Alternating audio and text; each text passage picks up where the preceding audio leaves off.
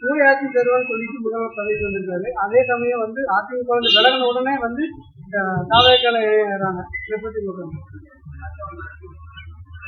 இது ஆரோக்கியமான ஒரு அரசியலாக விடுதலை சிறுத்தைகள் கட்சி உணரவில்லை, கருதவில்லை.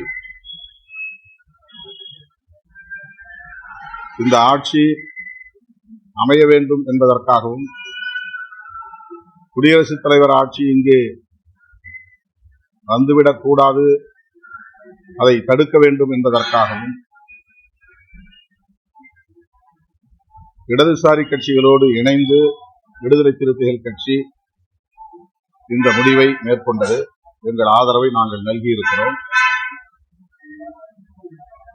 வெளியிலிருந்து ஆதரவு நல்குவது என்கிற அந்த முடிவை மறுபரிசீலனை செய்ய வேண்டும், அமைச்சரவையிலும் இடம்பெற வேண்டும் என்று தவேகா தரப்பில் விடுத்த அழைப்பை ஏற்று இயக்க தோழர்கள் மீண்டும் கலந்தாய்வு செய்து ஏற்கனவே எடுத்த முடிவை மறுபரிசீலனை செய்ய வேண்டும் என்று என்னை வலியுறுத்தினார்கள்.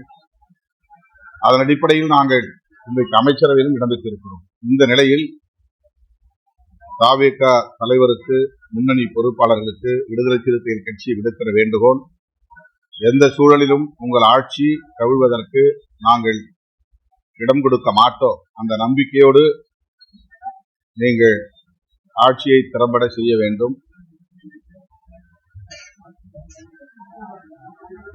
இந்த விமர்சனங்களுக்கு இடம் கொடுக்கும் வகையில்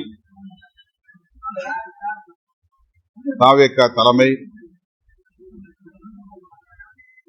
செயல்பட கூடாது என்பது எங்கள் விருப்பம்.